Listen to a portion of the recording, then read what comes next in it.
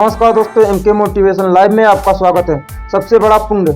एक राजा बहुत बड़ा प्रजापालक था, हमेशा प्रजा के हित में प्रयत्नशील रहता था। वह इतना कर्मठ था कि अपना सुख ऐशो आराम सब छोड़कर सारा समय जन कल्याण में ही लगा देता था। यहाँ तक कि जो मोक्ष का साधन है अर्थात भगवत भजन, उसके लिए भी वह समय नहीं निकाल पाता था। एक सुबह राजा वन की तरफ भ्रमण करने के लिए जा रहा था कि उसे एक देव की दर्शन हुए। राजा ने देव को प्रणाम करते हुए उनका अभिनंदन किया और देव के हाथों में एक लंबी चौड़ी पुस्तक देखकर उनसे पूछा, महाराज आपके हाथ में ये क्या है? देव बोले, राजन ये हमारा बही खाता है जिसमें सभी भजन करने वालों के नाम है।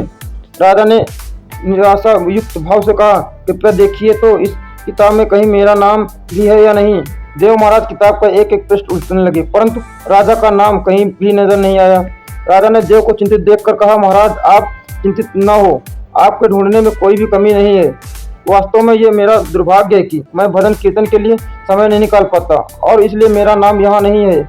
उस दिन राजा के मन में आत्मग्लानि सी उत्पन्न हुई, लेकिन इसके बावजूद उन्होंने इस नज़रअंदाज कर दिया और पुनः परोपकार की भावना लिए दूसरों की सेवा करने लग गए। कुछ दिन बाद राजा फिर सुबह वन की तरफ टहलने के लिए निकले तो उन्हें वही देव महाराज के दर्शन हुए। इस बार भी उनके हाथ में एक पुस्तक थी।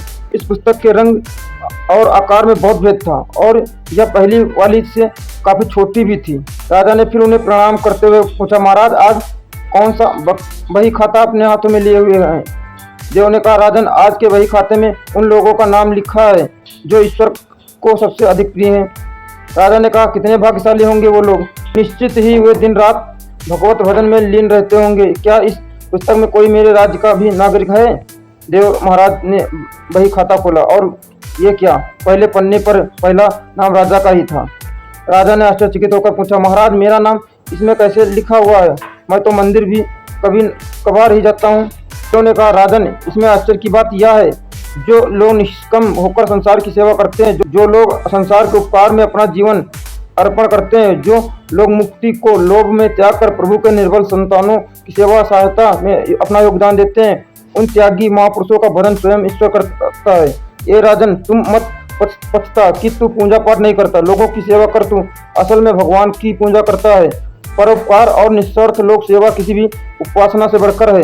देव ने वेदों का उदाहरण देते हुए कहा, कर्मण्ये कर्मणि जिज्ञासम यतोस्य नचोस कर्मा लिभते नरे, अर्थात कर्म करते हुए जो 100 वर्ष जीने की इच्छा करो तो कर्म बंधन में लुप्त हो जाओ। राजन भगवान दीनदयाल हैं, उन्हें खुशमदा नहीं बल्कि आचरण भात है।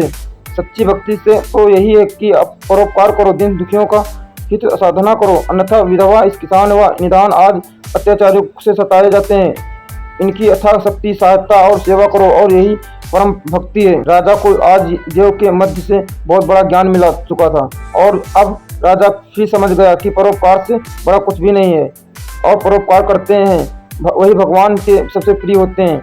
मित्रों, जो व्यक्ति निस्वार्थ भाव से लोगों की सेवा करने के लिए आगे आते हैं, परमात्मा हर समय उनके कल्याण के लिए यत्न करता है।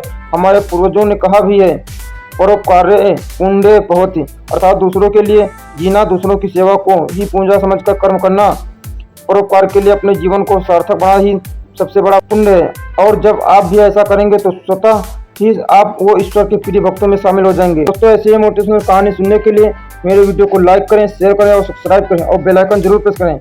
मिलते हैं एक नए मोटिवेशनल वीडियो के साथ। धन्यवाद।